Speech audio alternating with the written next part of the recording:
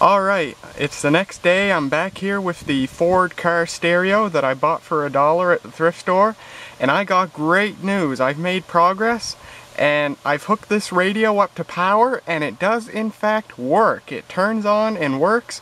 I haven't hooked speakers up to it, so I don't know if I can get sound out of it, but it does turn on. It does appear to function perfectly. So I'll tell you what I've done. Since I uploaded the first video of this stereo, I did some more searching online and I found a diagram of this connector right here and what the pins mean. And that diagram said that this pin, put this down, this pin on the upper left corner here is ground, and this pin on the upper right corner is for standby power, and then the pin to its immediate left is for ignition power if you had the key turned on. So last night I said, okay, I'll get my jumper pack here, get my alligator clips, and I'll hook the negative side to this supposedly ground pin here, and I'll hook the positive side to the standby power and see what happens. So I hooked them up, turned it on. I had my multimeter in line on the amperage to see if the radio was drawing any power, and it was drawing power, about 350 milliamps. But other than that, I was not getting any sign of life from this unit whatsoever. So I said, okay, I'll keep the ground connected, and I'll hook the positive side to the standby power pin and the ignition pin and see if that changes anything. And I did that, and it did not change anything. The radio still drew 350 milliamps, but it did not show any sign of life. So I left it at that and called it a night. And today I decided to humor myself and just for fun try something different. I said, okay, I'll hook the positive side to the standby and ignition power pins like I've been doing, but I'll leave the ground pin unconnected and instead connect the negative side right to the metal body of the unit.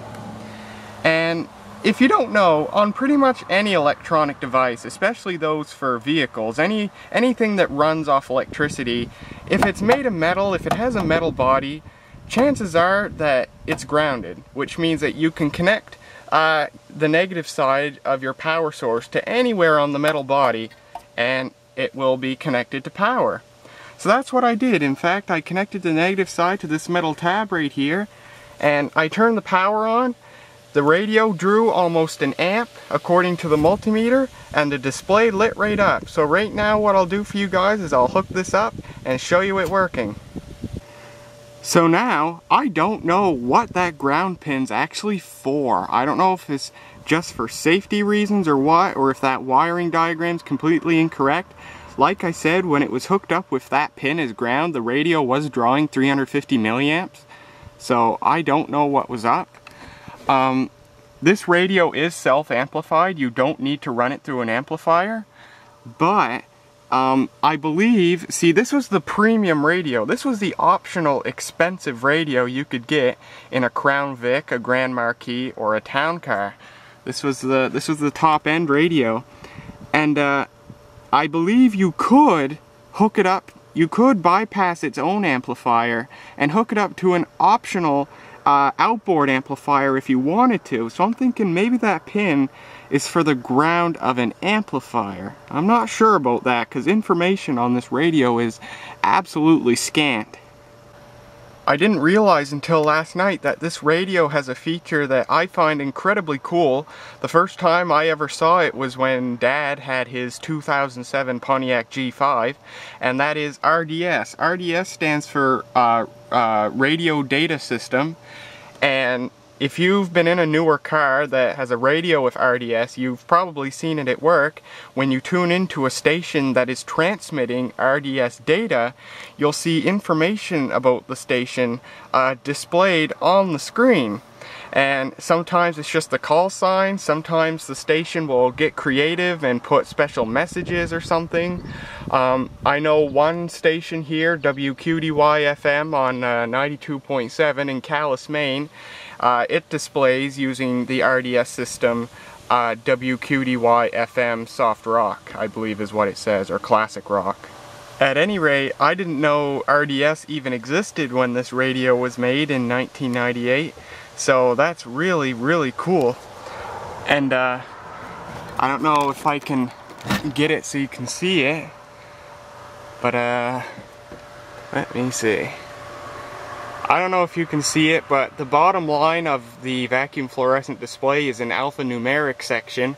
It has, like, let me see, 5, 10 or 12 alphanumeric digits. So it definitely has the capability to display text that you'd get from the RDS system. So that's really, really cool.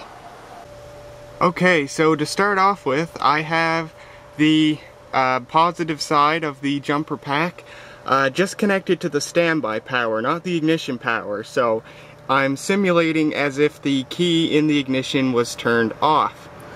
And I have the negative side connected to the metal tab. So essentially this whole metal body of the radio is connected to the negative side. I have the multimeter set up. We'll turn the power on.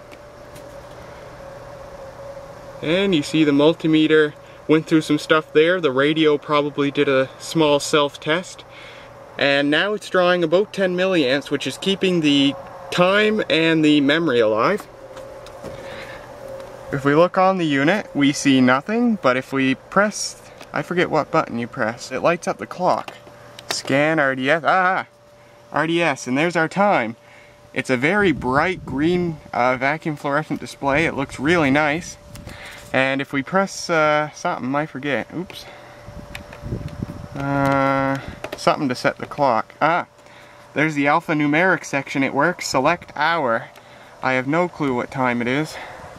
And we press auto again, or no, RDS again. Select minutes, so we can select our minutes. And then we press RDS again, and we're done. So there's the clock, and remember the ignition, our virtual ignition, is turned off. So that's pretty much all we can do. So now we'll hook it up to full power so you can see the radio actually turn on. And I have a cassette there too that we can stick in the cassette player. I haven't seen if the cassette player works yet. With the clock on, the radio draws about 620 milliamps. That goes to 660 if you go to set the time. Alright, the unit is now connected to full power, so power on. Haha! And let me turn the volume down because I don't have speakers hooked up, so I don't want to blow the amplifier. Hopefully by having the volume turned down, I'm not hurting the amplifier still. So it automatically tunes to 760 AM. We can seek. How much power are we using? About over 800 milliamps. So let's seek. And it says seek up.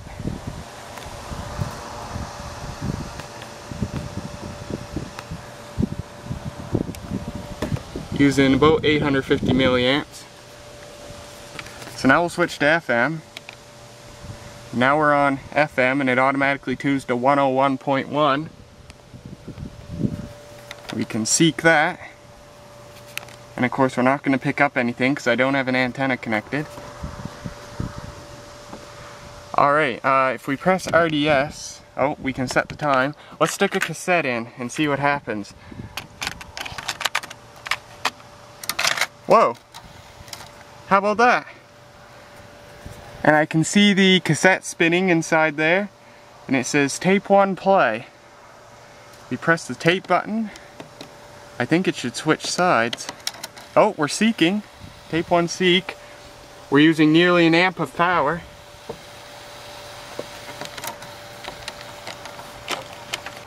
Okay, I was kind of interrupted for a second there. Where were we? Oh yeah, the cassette. Power on. And it starts playing. Now there should be a way to, I think that this must be able to switch sides on it. Aha, side 1, 2. Aha, and we're playing side 2. And let's eject. Oh, that's cool. That's the coolest cassette player I've ever seen. And I believe, yeah, it does have Dolby B noise reduction.